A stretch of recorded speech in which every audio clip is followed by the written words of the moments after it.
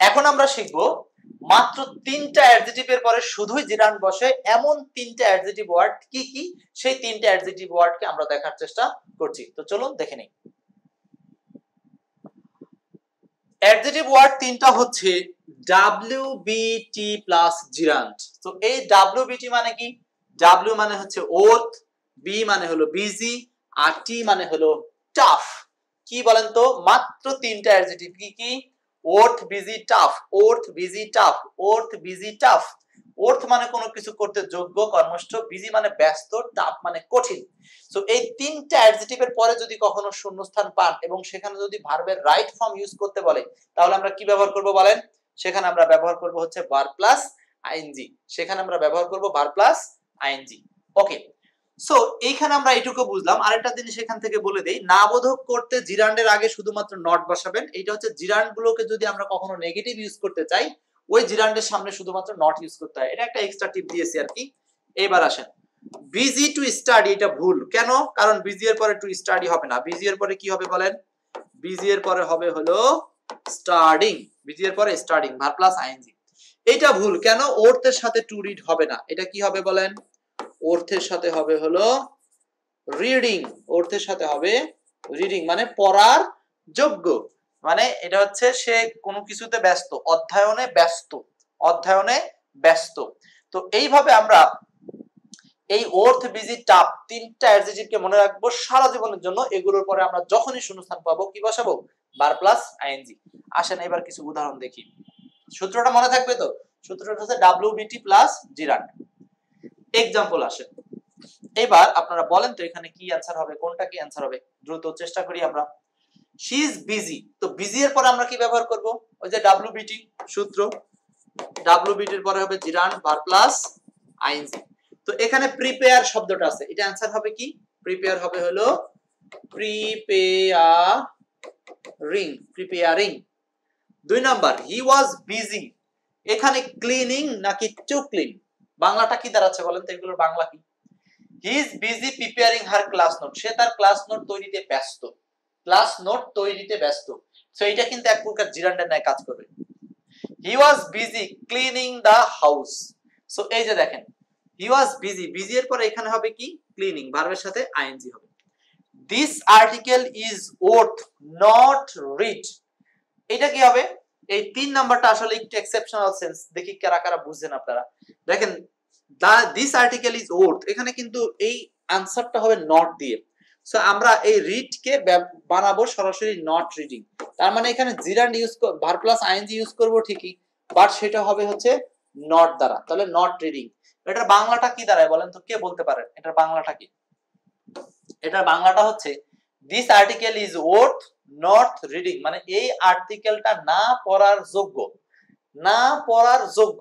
এখন দেখেন, এই মিনিংটা অনেকে বুঝবে না। অনেকে হয়তো এখানে এরকম করবে যে this article is worth not reading, বাংলাটা এরকম বলবেন যে এই আর্টিকেলটি পড়ার যোগ্য না, পড়ার জন্য, মানে পড়ার যোগ্য না বা পড়ার মতো না, এরকম মনে করবেন। কিন্তু সেটা কিন্তু বাংলা না। বাংলাটা হচ্ছে যে না পড়ার মতো। তার মানে এখানে না পড়ার যোগ্য।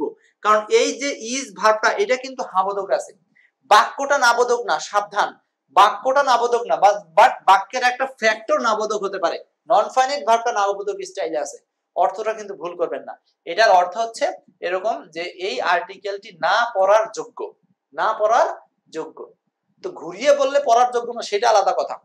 কিন্তু আমরা ওই ঘুরানোর মধ্যে যাচ্ছি না, কারণ বাক্যটা একটা সঠিক বঙ্গানুবাদ করতে হবে।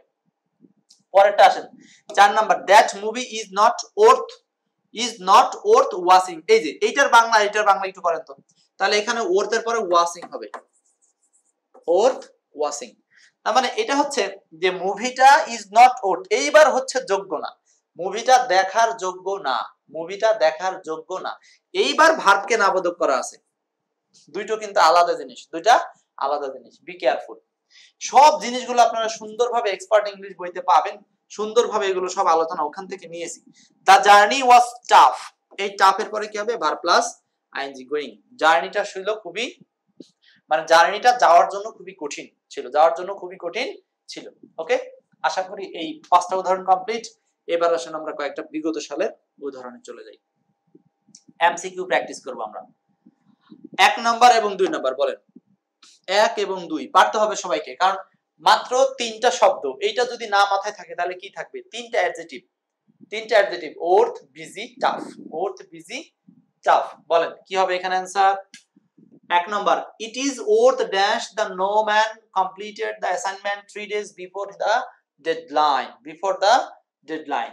it is worth, এই যে worth আছে, কিছু দেখা লাগবে না, আপনি worth মানে আমি তো বলছি এরপরে ইনফিনিটিভ হয় না, তাহলে আপনি চোখ বুজে জিরান বসাবেন। তো এখানে জিরান কোনটা অ্যান্সার হচ্ছে? জিরান হচ্ছে এই 3 number mentioning, it is worth mentioning, 2 number, she is busy, এই যে বিজি এর পরে ভার্ব প্লাস আইএনজি লাগবে, বিজি, এখানে কি অ্যান্সার হবে?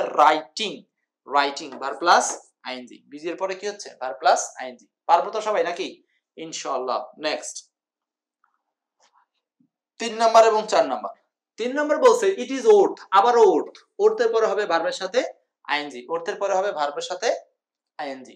তো এই যে ভার্বের সাথে আইএনজি এখানে, ও এখন দেখেন সমস্যা কি, ভার্বের সাথে আইএনজি নিয়ে সমস্যা আছে, গোয়িং টু গো তো হচ্ছে না, ঠিক আছে, গোয়িং দুইটা আছে। এখন এ আর ডি এর মধ্যে একটা সমস্যা অনেকেই চিন্তা করতে পারেন আপনারা, দুইটার মধ্যে কোনটা আসলে অ্যান্সার হবে।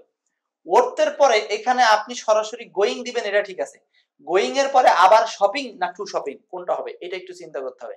এখানে কিন্তু অ্যান্সার অবশ্যই শপিং হবে, কারণ টু এর পরে তার ভার্ব প্লাস আইএনজি যুক্ত অপশন বসে না, এই জন্য 3 এর অ্যান্সারটা এ নাম্বারই হবে, 3 এর অ্যান্সার এ। ক্লিয়ার?